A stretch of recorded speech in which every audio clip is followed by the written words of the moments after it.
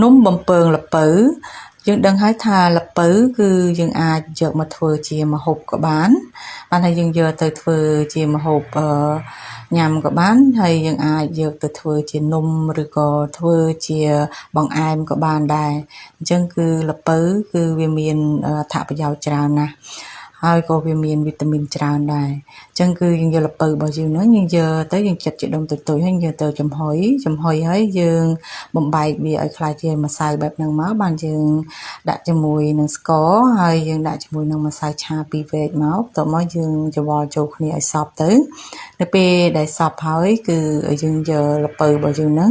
មូលជាដុំតូចៗមកល្មមទៅហើយបានយើងធ្វើជារាងរបស់វាឲ្យចេញវាស្អាតមកគឺយើងគ្រាន់យកស្អីពីតពីលើទៅហើយបានយើងដាក់ប្រេងយើងឲ្យក្តៅនៅពេលដែលប្រេងក្តៅហើយយើងបង់ល្ពៅយើងចូលទៅក្នុងប្រេងហ្នឹងតែម្ដងទៅគឺយើងបំពងវាតែម្ដងអញ្ចឹងយើងបំពងល្ពៅនឹងឲ្យឆ្អិនមកនៅពេលដែលឆ្អិនហើយគឺ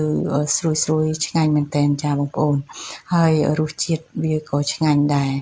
ចាផ្អែមតែម្ដងចាអញ្ចឹងគឺកូនក្មេងគាត់ចូលចិត្តមែនតើ